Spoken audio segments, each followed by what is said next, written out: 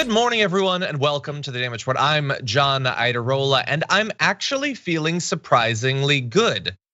Weird, considering that I just experienced last night the worst insomnia I can remember in maybe 2 decades. That was a fun experience. But you know what it probably is? Probably Viviana Vigil, who joins us now on the show. Viviana, how's it going? I'm back. Thanks for having me, You're John. back. I'm excited to be here too. I got lots of rest last night, actually. I fell asleep a couple times during the State of the Union. Dun. Okay, I see how you did that. Meanwhile, I guess I was just stewing, wondering what was going to happen with Jessica Cisneros. But both of the topics that we just alluded to are what we call in the business teases. We're teasing you about some of the things that we're going to be talking about, which overall are going to be a lot of fun, I think. Now I'm looking over the rundown, not necessarily universally, but we have some important updates about a bunch of different interesting news stories. We've got MAGA people melting down in their attempt to explain how Trump is still president and yet Biden is responsible for all the bad things in the world. That's a lot of fun. Oh, we've got the State of the Union response that you did not hear last night on our live coverage. I didn't even know that this one had happened until this morning. And it's bonkers, so everyone get ready for that. Along the way, if you wouldn't mind hitting the like button and sharing the stream, that would be useful. Apparently nobody gets notifications despite jumping through all of the hoops that they're supposed to do so. So, be here or be Rubio, because you're not gonna get a notification otherwise. And with all that said, Viviana, are you ready to do this thing? I've never been more ready, John. Let's do it. Okay, well, let's get ready then. At last night's State of the Union, we knew that with the political culture that we've got right now, someone was gonna try to make a name for themselves, get into the news by being the most awful. The only real question was, which of a handful of the worst trolls in Congress would it be? Well, here is the best attempt by one of them last night. Headaches, numbness, dizziness, a cancer that would put them in a flag draped coffin. I know. One of those soldiers was my son, Major Boebert. I don't know for sure if the burn pit that he lived near, that his hooch was near in Iraq and earlier than that in Kosovo, is the cause of his brain cancer, the disease of so many other troops. Okay, so you heard it there. Someone shouting out something, and it wasn't immediately clear exactly what the person said or who it was. I thought in the moment that it was Marjorie Greene, but let's also stop to acknowledge that the interruption happened after he'd been talking about chronic illness and death in our soldiers due to preventable things. We could stop this from happening. The interruption happened, and then he transitioned into what he was going to say, which was about the loss of his own son, who was a soldier. That was what Lauren Boebert decided she had to jump in to make a spectacle, make a name for herself. She tweeted later, I guess what she was trying to get across in that illegible scream, when Biden said flag draped coffins, I couldn't stay silent. I told him directly, he did it. He put 13 in there. Our heroic servicemen and women deserve so much better. Did that come across, Viviana? Do you think it was a good idea, a good moment, specifically in the speech to jump in? Clearly it wasn't a good idea. When it happened, I was like, huh? Did someone throw a shoe? Like what happened? I didn't know what went on. And it was sort of snuffed out quite quickly, so that when I found out later, it was just disgusting. No matter what your feelings on Hunter Biden and whatever sort of corruption did or didn't happen, that wasn't the time or the place. You know what I mean? Not to mention, and we'll get into this more, but the Democratic Party has gone right of center so much. Like, what is she so mad about? Like, this is what they normally would talk about. This is what they normally would be, applauding. So she's just, not my favorite person, not somebody I would ever vote for. And I wish she wasn't in office, frankly. Yeah, that would be nice, certainly. You make a good point about overall the content of the speech. There was not a lot that they really could have an issue with, and honestly, not a lot that they did seem to have an issue with in real time. He was giving them a lot of the things that not only would you expect from a State of the Union, but that you've heard at States of the Union for years and years and years, sort of vague ideas of what he's going to accomplish. We know it's not going to happen. Yeah. But there specifically, I mean, he's talking about soldiers dying. And she thinks, by the way, that she's got a winner here. And I know that not only because Lauren Boebert said it there during the State of the Union, not only that she tweeted about it, but you might recall when a reporter came up to her and outside of the Capitol a couple weeks ago, she immediately transitioned into like the one apparent talking point she has, which is that 13 soldiers died in Afghanistan. And I want to take it seriously because she is a representative. Let's talk about that. Did she have a problem with the dozens of US soldiers that died? I'm only counting in Afghanistan during the Trump years. Were those deaths on his hands? Is he bathing in their blood? And if you think really fast, if you think, okay, so what would you have had Biden do? Presumably not pull out, because during the pullout, this bad thing happened. There was a terror attack, which he's responsible for somehow, even though no other president you'd ever say Lauren Boebert was responsible for this. So stay in and just have more deaths year after year after year, exactly what you would do. But again, as always, they refuse to actually say what it is that they would do. Criticism transitioning into some sort of plan, something you would prefer, that is useful. That's what political commentary and analysis is supposed to provide. Simply throwing out criticism and winking at some specific alternative that you will never define, that is a massive waste of our time. It incredibly is a waste of time. And it reminds me of when you were in high school, and it's not even the high school type people. It's these extremist right wing that they have their talking points. She is plugged into some sort of conservative radio. She's just listening to these same things over and again. No matter what you tell her, she's gonna say 13 soldiers. That's all she knows. She doesn't read beyond that. She doesn't even really care, because does she care? As a gun-toting psycho about the thousands of deaths that happen because of gun laws in this country? Suddenly she doesn't care about those deaths. But these 13 soldiers, that's the real issue for her. It's the only thing that she ever read an article about. It's the only thing that anyone's ever educated her on, quote unquote. And it just sticks in there. And then she hears Hunter's name, she hears coffins, and that's it, that's done. It was a waste of everyone's time. Yeah, by the way, look, if you want to have a problem with the fact that the soldiers died, I think you should. I would say we all do. Yeah. Also, exactly. Then also, don't support more wars like this that will put our soldiers in harm's way and invariably result in their deaths. Like, you can have some of these positions if they actually have something to do with your value system, if they are emblematic of some consistency there. With her, it is the most obvious political opportunism imaginable. And it wasn't just she was the worst there, but Marjorie Greene was seen mouthing that Biden is an effing idiot as he spoke. She tried to get a build the wall chant going. Nobody took her up on it, which is hilarious. I'm actually glad that she tried to do that. For a second, I thought Biden was gonna start shouting build the wall. It was a big night for not being able to read the room. Like, she tries to get a cheer going and it doesn't work, which is the most cringeworthy thing imaginable. Chuck Schumer is like rising to clap and then looking around and he sits down. Nancy Pelosi's got her weird little thing, and nobody seemed to understand what it was about. I get that everyone was sort of zoned out and bored because Biden was talking about stuff he wants to get passed without giving us a plan for how it would ever happen or anything.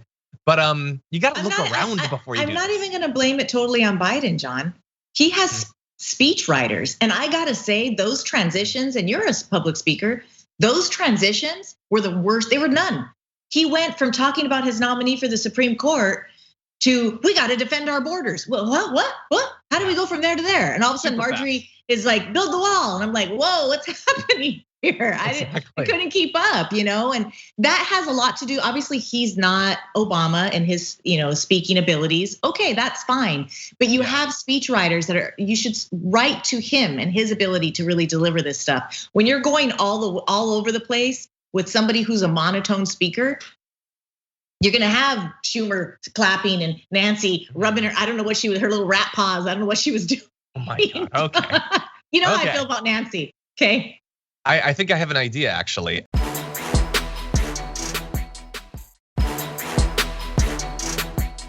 I was appalled, like I think and hope many progressives were appalled, that during the State of the Union, Joe Biden, who was very critical of Vladimir Putin, Not so much of the Republicans, obviously didn't even mention January 6th and that sort of thing.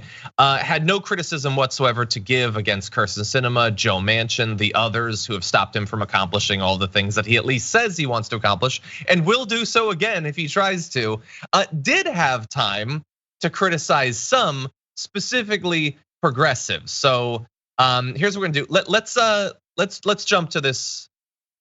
We missed the second. Okay, let's jump to this last video available. Heads up to the director.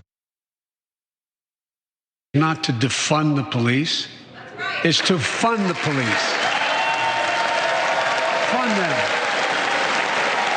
Fund them. Why has the administration and all the Democrats done a 180? Because it's an election year. And because the polling shows that defund the police was perhaps one of the dumbest slogans in political history. And now they've got to dig themselves out before the first Tuesday in November. Yeah, I mean, that's why a lot of people are cynical when it comes to most people when it comes to things like the CDC. Why are the masks coming off? Because it's an election year. Why are the police suddenly funded? It's an election year. Why do we talk about securing the border? Well, it's an election year. Right. Why are we talking about inflation? It's an election year. Okay, so there you had Biden denouncing the defund the police effort, and it's sort of a two-part issue there for me. One is that he's attacking effectively some progressives, not even that many of the elected officials, but those supporters, activists, those sorts of things. He's giving the right supposedly what they want, but Fox and Friends this morning, as you can see there, should be a reminder that it doesn't matter if you do that. They're not gonna compliment you. They called it why is he doing this 180? Which first of all, it isn't. No. He never supported any sort of radical reforms to the police. This is consistent for him. But even though it's consistent, they're just gonna say, but it doesn't really mean anything. It's an election year. Which effectively, at the very least, 1 out of every 2 is in the American context. And they're right. I mean, it is that he is a politician. But what really upset me about this, and typically the State of the Union, they do try to be nonpartisan. They do try to kind of just keep it real general. Okay, that's fine. This was an attack on the thousands of American citizens that filled the streets in 2020, protesting brutality, abuse of power. I mean, let's say their names: Sandra Bland, Eric Garner, Tamir Rice. I mean, we have seen for hundreds of years Black people being killed in front of us. And if you want to be nonpartisan and you go up in the State of the Union talking about this, that's the wrong place. And you know what? It isn't a stupid slogan. We need to really take it seriously. And it has made an impact on this country, because when we got into the streets, marching all over the place during a pandemic, creating the National Guard, taking over cities, I mean, that's something serious. You're gonna flippantly say it in the State of the Union, like if everybody, this shows the fear of the Democratic Party. This shows how much they're willing to pander to the right, not because Joe has changed his perspective on defund the police, but to say it during the State of the Union. I don't even know what party I belong to anymore. I didn't clap once. I wasn't happy once. I mean, he really for a second mentioned no-knock warrants. Okay, Breonna Taylor. Okay, so fund them more. How about let's retrain the police? Maybe come up with your new slogan. Let's not just act like they need more money. We have militarized our local police. They should be focusing on community. On both sides. On both sides. And they should be, the police have plenty of money. What they don't have is a culture of community policing.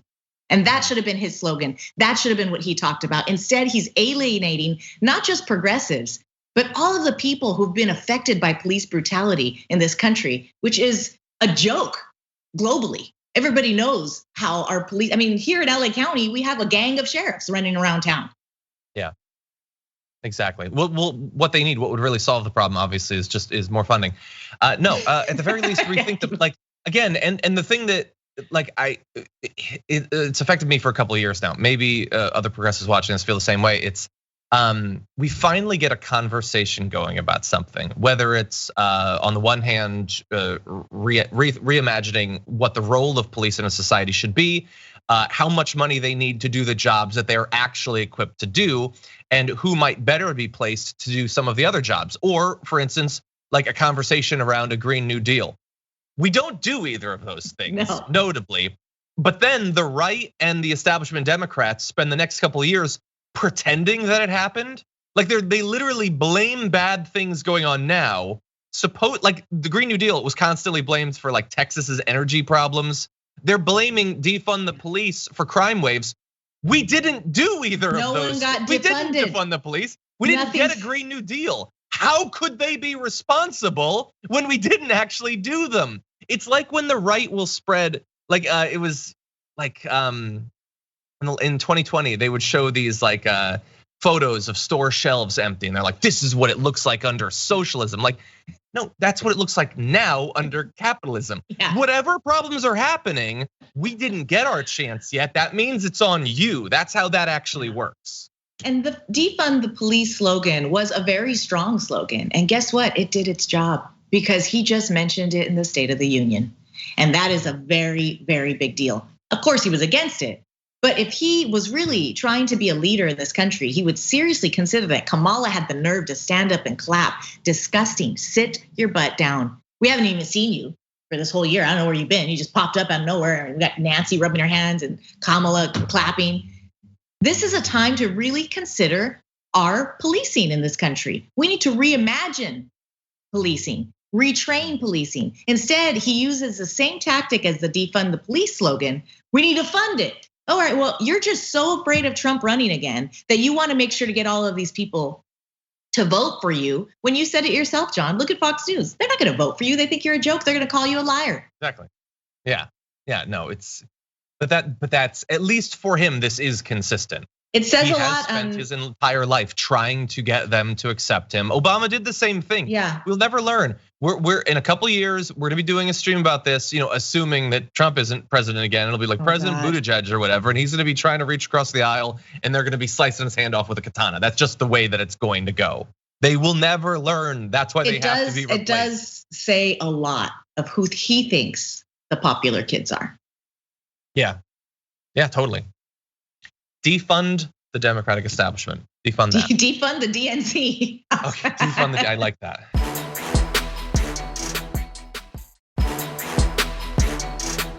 We were watching the State of the Union live, doing commentary and all that. I know many of you were, and during that, there's a certain amount of pressure and fun in engaging in social media, giving your hot takes on what's going on. I mean, we do that. That's sort of our job.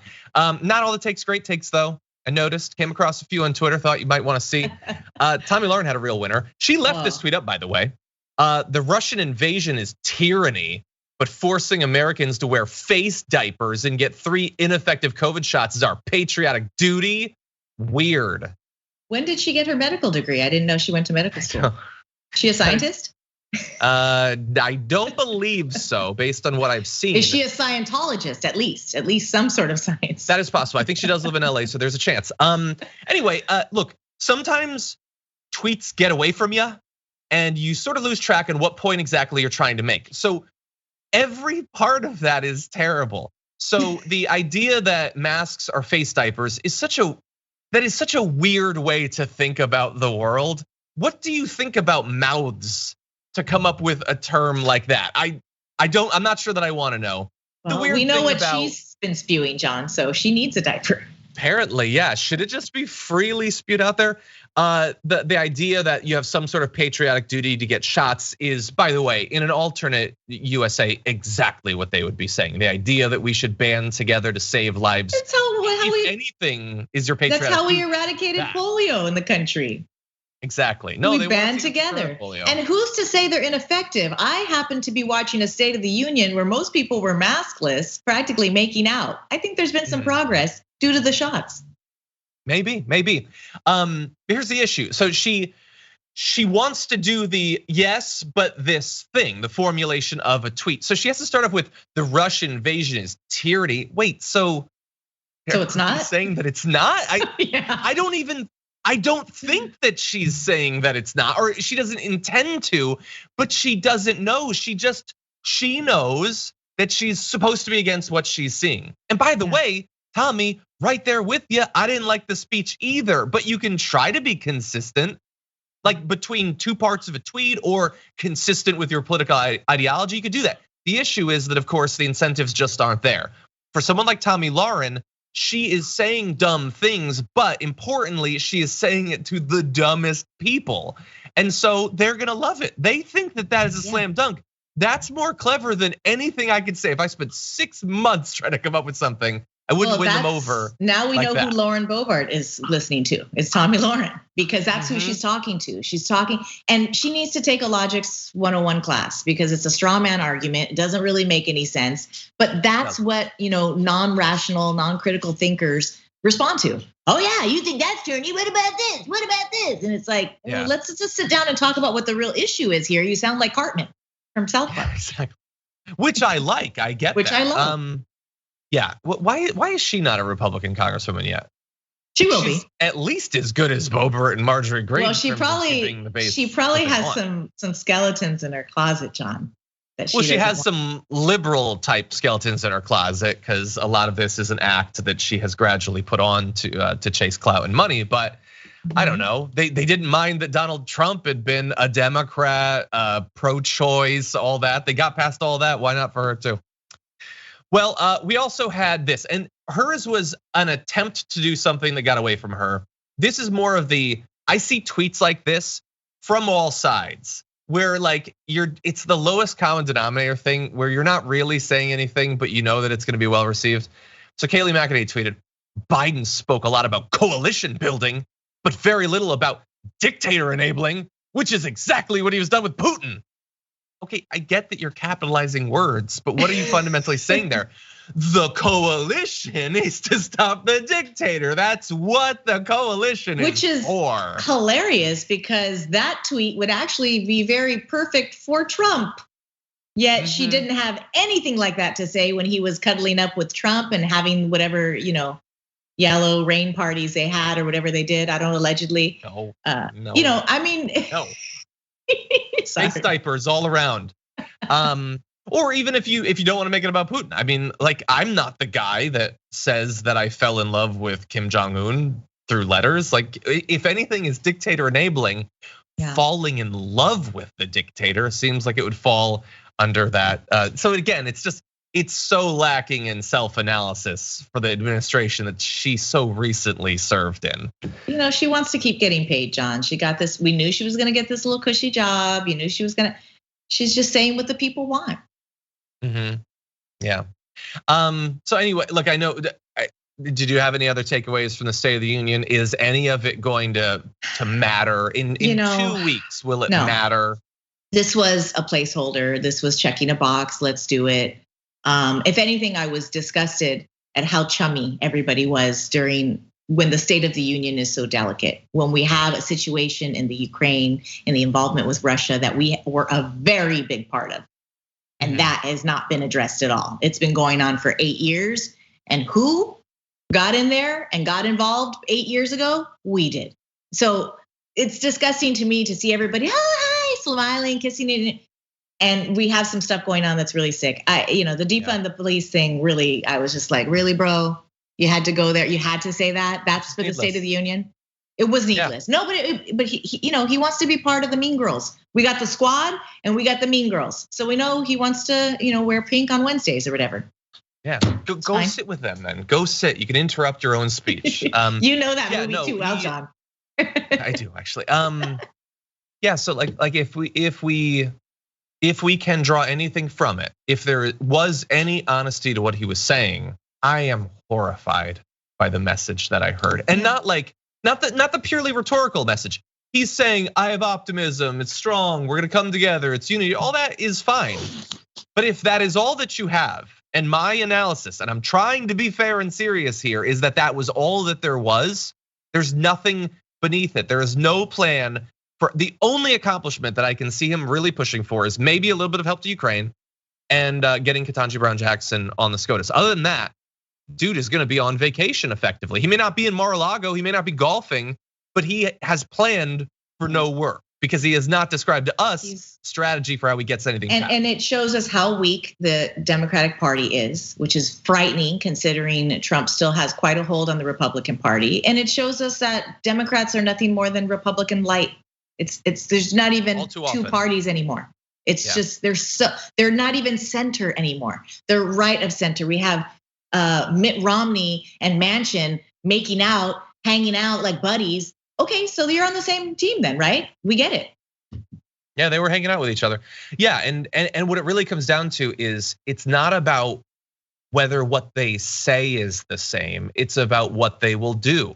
And if the right will talk about critical race theory and transgender athletes and then do nothing to help you, and the Democrats will be like, well, I don't think we should be banning critical race theory and I don't want us going after transgender athletes, but won't do anything to help you. At the end of the day, I guess I choose the other, but it fundamentally doesn't make as much of a difference as it really could.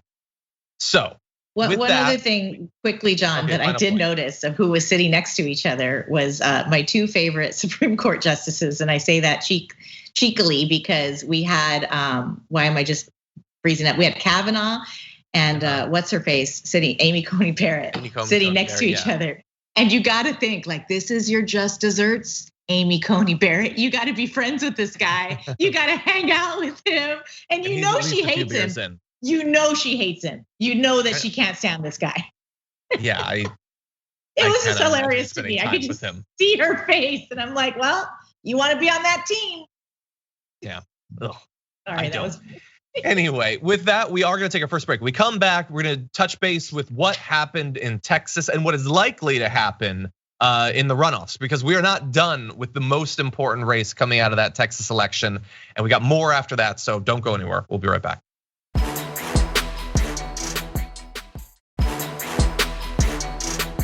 We were really hoping that last night we would know what was going to happen in the most important primary contest of the night. And one of the most important primary contests of the entire cycle, which is Jessica Cisneros in her rematch against Henry Cuellar. Well, we do basically have the results, minus a couple percentage points, and they didn't go the way we want, but this thing is not over. Henry Cuellar, in the end, got 48.5% of the vote. Jessica Cisneros, 46.8%. It is a gap of like 800 votes. These things are so close every time. And we still have a few percentage points to come in. But at this point, it doesn't look like what is still outstanding will change the result. And for it to really matter, it wouldn't just have to flip it for Jessica. Someone would have to get above 50%, because what happens under Texas law is if a candidate does not get more than 50%, there will be a runoff in a couple of months. So this thing isn't over. Jessica Cisneros gets another chance against Henry Cuellar. Tanya Benavidez will not be in that race. Where will her 2,200 votes go? I don't know, but if you'd like to get involved, this would be a great time to do that. Knock on doors, make phone calls, donate, get people hyped for this race, because this was much lower turnout than the 2020 primary between these two. A runoff, probably gonna be even lower turnout. So every vote matters even more than it already did. So this is the time to get involved. What are your thoughts? You know, I'm Team Jessica. My mom was born in Laredo, Texas. Those border cities are really important to the state. It is a behemoth state, but we are seeing such demographic changes in the country. You know, I'm in real estate as well, John. So many people are moving to other states. There's lots of changes happening. We've seen counties flip here in California. We've seen states flip in the country. And I suspect we will start to see a lot more shift happening in Texas. It's a big place, so it might take a while, if at all. But I think that we are going to start to see a lot of movement. You know, Biden may have discounted the defund the police crowd that were marching in the streets, but guess what? They're still around and they're still voting, and they're going to be moving to that state. They're going to be moving to other states, and they're going to still have their perceptions of what's going on. And they need their politicians to support them and to represent them. And clearly in the State of the Union, there's a lot of people who have been ignored and who are being treated as if they don't matter and their perspectives don't matter. And we're going to see it in the voting booths.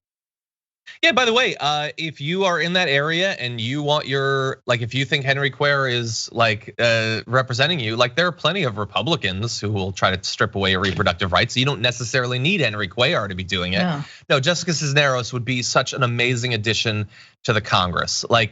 There are several races that matter. We're gonna get to some others, but this is so important. And again, please do not get too dismayed. This thing is not over. There are a couple of months. The ground game, again, even more important in this case. And by the way, let's not forget that He is under some sort of investigation for whatever's going on with the FBI and Azerbaijan and all of that. There is a possibility that there could be developments there, and we can certainly let people know about what he seems to be wrapped up in. For now, though, Jessica Cisneros told her supporters last night, "We're still waiting for results, but I know at the end of the day, no matter what happens, whether the victory is coming today, later tonight, or tomorrow, or maybe even in May, we are going to win." And that can happen, but it's not just up to her. I'm so proud of her, John. I am so proud of her and her team. Whatever happens, the fact that she got this far is incredible, and she's doing such wonderful work in the community there. She's really understands the dynamic of living in the Twin Cities, really, because it's Laredo and Nuevo Laredo, just across the river there. And families, my family, and for generations have been moving back and forth, and she knows this community. So I get chills thinking about the progress that she's made. She's incredibly young, and she's, even if Cuellar somehow wins and it takes it, she don't discount Jessica. She's got her boots on the ground and she's doing work there, and it's amazing. So I really 100%. Applaud her. Yeah, and by the way, like I'm not just looking ahead to May. I'm looking ahead to, like, is Jessica Cisneros the person that could someday take out Ted Cruz in a Senate race? Like, where could she go from here? We need to help her on the way. She's good. She's doing the work. We gotta help, and we can. This is an opportunity, and we've had Jessica on multiple times on the show. We're going to again. We're gonna reach out to her in the wake of this. Let's try to talk to her soon, actually. But in the meantime, there are other results, and while the Cisneros race is gonna go to a rundown, Greg Casar, who's also been on the program, easily won the Democratic primary in a strongly liberal district, which means he's probably now going to be a member of the Congress, a good progressive endorsed by everyone, like basically on the progressive side. So that is certainly good news. And there were a few other progressives as well, which didn't necessarily get the same sort of like widespread progressive endorsements, but there were a few Our Revolution endorsements, Elizabeth Warren, and so the Texas delegation is gradually becoming more progressive. So. We're still waiting to find out what happens with Cisneros, but that is. Did you ever think you would say that, John? Did you ever think that you would say that? That's what I'm talking about. Yeah. We are seeing a shift, and it's very exciting. This kind of change takes time.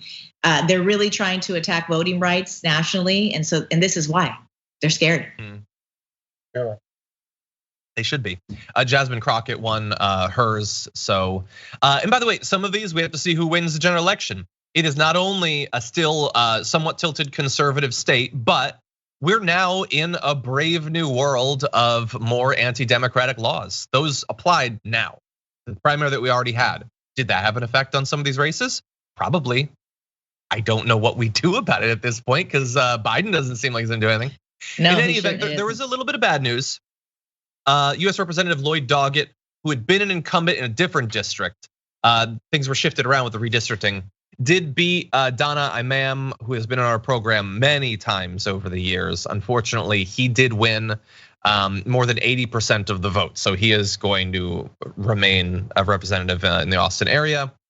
Governor Abbott won his primary, beating off some even more psychotic right-wing challengers. Beto O'Rourke easily won as well. So that is gonna be a high profile gubernatorial race.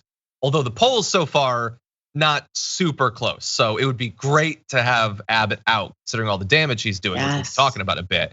Doesn't 100% look like that's likely to happen yet, but get involved. Become a part of the solution. By the way, with more than 3/4 of the vote counted, nearly 800,000 more Republicans than Democrats voted for a candidate for governor there.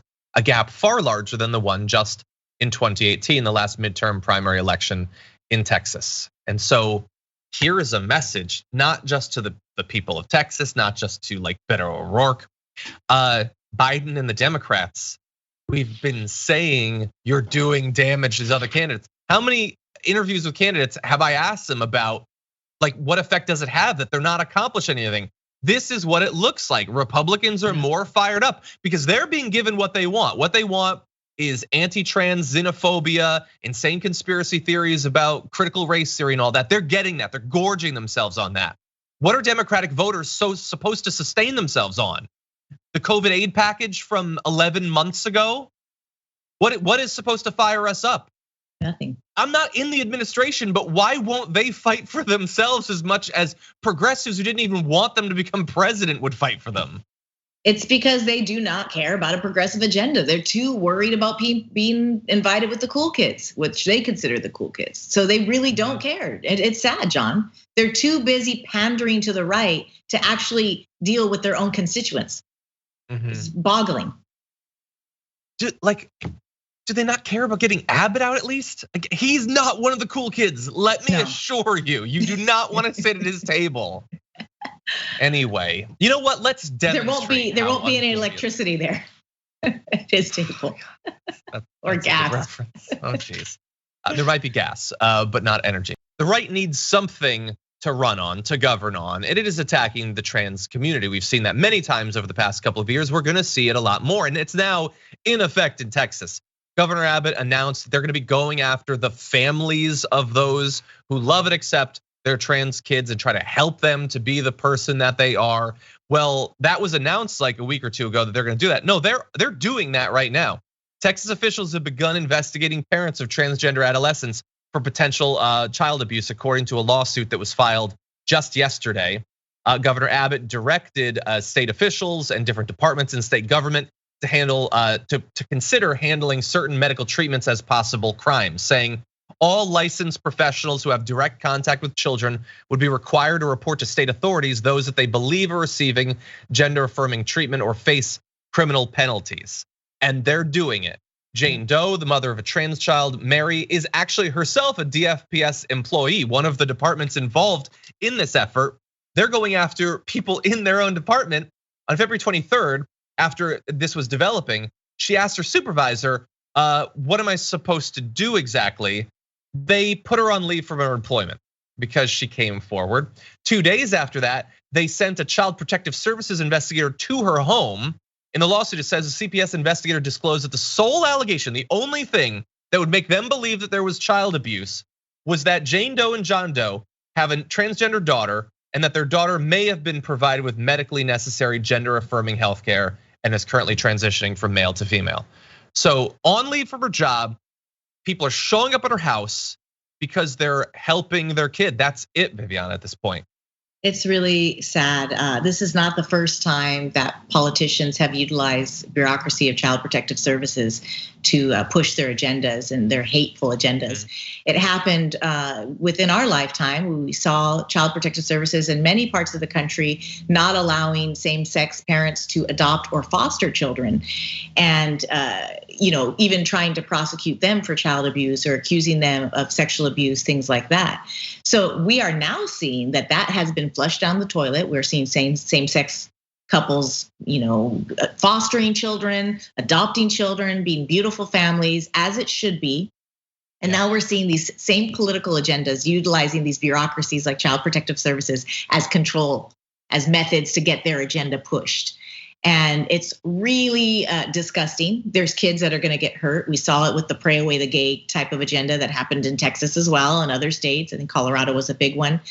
We have already seen that kind of perspective, or that kind of what's the word I'm thinking of? Doing that approach, to be vague, that approach, thank you, is harmful to kids and hurts them, causes suicide, causes extreme depression. Really, it takes away their ability to even be a human being, because all of these people are weighing in on how you feel. So this is another horrific example of that. I suspect that in time we will be able to snuff it out. I know the ACLU is already attacking this, and they're not going to be able to push this. I mean, Texas does a lot. They really walk on the line. At the end of the day, we have certain laws that protect our individual rights, and this is going to be hurting these children, and we cannot allow it. It's just really disgusting. I 100% agree. I'm going to end with, this is from the suit. There's a quote from the employee. "We are terrified for Mary's health and well-being and for our family. I feel betrayed by my state and the agency for whom I work. Not providing Mary with the medically necessary healthcare that she needs is not an option for us." One of the other mothers that's cited in the filing, because they're going after multiple families already, says, "I keep on hearing these politicians are just using trans kids as their pawns to score political points." And that's true. And how would you feel if your child was being treated as a game, as a means to an end? But she said she was tired of people telling her it's just a political stunt. Yes, they're right. but it's a political stunt that causes real harm. And while I will give Joe Biden a little bit of credit for saying that he's always gonna have the backs of transgender kids, that quote doesn't have their backs. That by itself is not enough. You have to actually do something. And I will remind you, in case you've forgotten, you're the president. If anybody has the sole power to get involved, to do something, it would be you. This is happening. This is not perspective. He could have said it last night. He could have said it last night. We have your back. What's happening in Texas is we're going to put a stop to it. Well, how do you have their back? What we're going to do about it. Yeah, he doesn't know. Yeah. But so far not. And we're in the middle of this. The dystopia that we've been talking about, where they're digging through confidential medical records, people are showing up at your house because you love and care for your kid. They say that's abuse. That's happening right now. These are the same people who are saying, I have a right to not get a shot and I don't want to give my kids a shot. So if you have that right over their medical care, why doesn't this parent have right over her child's medical care? It's such a contradiction. It's mind-boggling. Yes. Fortunately, we're out of time for right now. We're gonna take a break. When we come back, we're gonna give you some amazing updates on what's going on right now in Ukraine. So don't go anywhere. We'll be right back.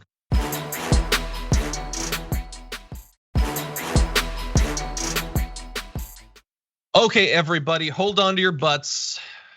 About to go wild. The situation in Ukraine, still bad, could get worse. The Russian Foreign Minister Sergei Lavrov warned that a third world war would be nuclear and destructive. Once again, it's like the go-to now with Vladimir Putin is anything that anyone does, no matter how mild.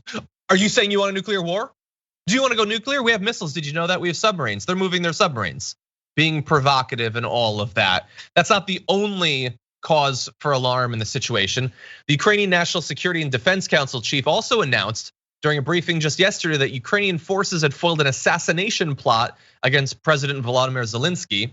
Said that a unit of elite Chechen special forces had been behind the plot and had subsequently been eliminated. Ukrainian authorities had been tipped off about the plot by members of the Russia's Federal Security Service who do not support the war. Now that is, look, assuming that all of that is true, if you do assume that, scary that they sent in these forces again to hunt for him. This is something that Zelensky had been saying. Very provocative that they're putting out there that they're members of the Federal Security Service who are actually going against Putin behind closed doors. That said, grain of salt. That's a lot there. And just putting out the message, implying that, hey, did you know your own people are giving us information? That strikes me as the sort of thing you do to mess with the other side. And Putin is already obviously ready to crack down on the people around him. He doesn't trust them. I don't understand why he would. So assuming it's true, provocative. Either way, provocative. What do you think? I mean, absolutely. I mean, this is really still remnants of the Cold War. I mean, we kind of, it always shook me that it's like, oh, are we just cool with Russia now? Like everything's fine? What's going on? US involvement with the Ukraine 8 years ago. You know, the US has had its hand in a lot of these kind of situations around the world, and it creates unrest, it creates involvement on our side, and it puts a lot of people in danger. And so, you know, I feel like, for one, the Russians and the Ukrainians are very tough people. And when we are seeing these Ukrainians that are so fired up against what's happening here, I mean, middle-aged women saying that they're going to choke people out with their bare hands and kill them. And I mean, they are going to fight to the death because they have suffered so much already. And when you have a leader like Putin, you don't have real, patriotism. You have it, it's forced, so you don't have the strength that you actually think you have. It is scary because he does have nukes, and he is going to I'm afraid that he will flex his power to show the US and other major countries what he can really do. And he's crazy enough to do it, John. 100%, and obviously that has to be like the biggest single thing that we're trying to avoid, especially I mean, considering I don't know how much people think about or know about or read about nuclear weapons, but as absolutely devastating as the dropping by us. Let's never forget that of the only two nuclear weapons that have been used in war, those were nothing compared to what we have now. So obviously has to be avoided. There should be some sort of responsibility on their part to not constantly, wildly, in such a Trumpian fashion, threaten to annihilate our entire species, but this is where we're at. By the way, Volodymyr Zelensky had another message, not just about the foreign security or the Federal Security Service.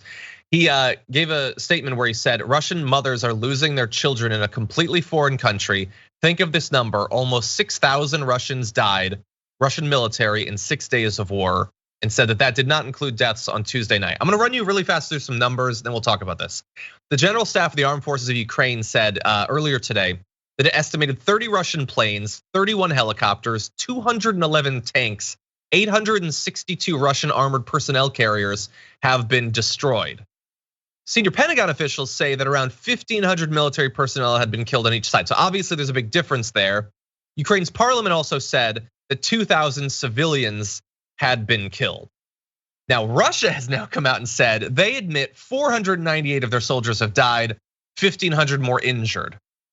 There is unfortunately no reason to trust any of these numbers, not only because everyone has a vested interest in controlling the narrative about it, especially Russia, but also because in the heat of battle, it's so difficult to know exactly how many civilians have died, let alone been injured, those sorts of things. So I don't know exactly what to take away from this, except that no matter who you ask, a lot of people are dying every single day, and that's a tragedy. It's so upsetting, John, because it's just this political war, and the actual citizens of both of these countries are suffering, even the soldiers, on the Russian side. And that's the cost of war. All of these innocent people who really don't have any skin in the game other than this ridiculous Putin, dictator deciding that he wants to kind of, swing his stick and knock everybody out and show everybody how tough he is, get up on his horse shirtless again. I'd rather he do that, honestly. Just get up on your horse again, walk around, get on a bear, whatever you got to do. This is really causing a lot of terror. I mean, there are people, Ukrainians here in the United States, who are afraid. They don't even know how their family is over there. And it's just very, very sad. This is not going to end well, no matter which side, quote unquote, wins. Nobody wins here.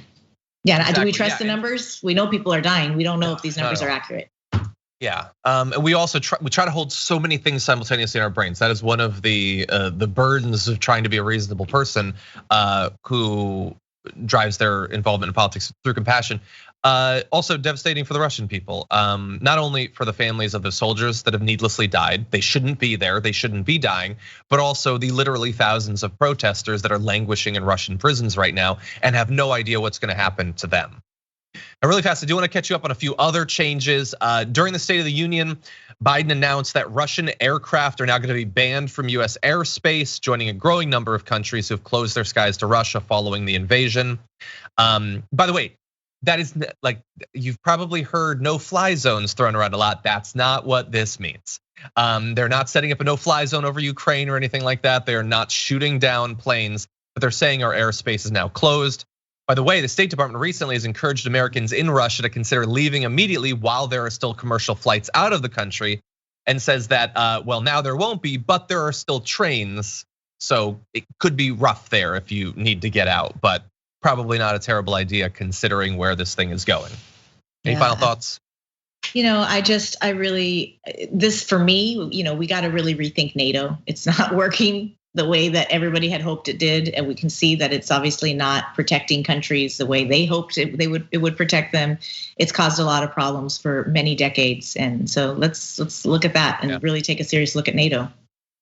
Yeah, well, I think the people definitely are. I'm gonna close on this. In addition to the trouble with getting out of Russia, also if you are a Russian soldier in Ukraine, you might have trouble getting around because Ukrainians are removing and altering road signs to confuse and insult Russian forces, including putting things like this Putin sign up on a sign at a gas station, and using their sort of like automated traffic signal things to put insulting messages at them. Whatever helps and whatever boosts morale, don't make it any easier on them than it needs to be. Valiant Orion says, do you think a different term for defund the police would help more people in the center understand, such as demilitarize the police or de-escalate the police? Well, look, I think that it's a fine hypothetical. There are multiple ways that people are and for a long time have been communicating about this. The issue is that at the end of the day, Biden understands more than just the slogan, and he is not on our side on the substance, unfortunately. Scott Brink, thank you. And Carhart says, I donated to Jessica for the runoff this morning. That is great. Nice. There's a lot that we're up against, but we can win if we stick together.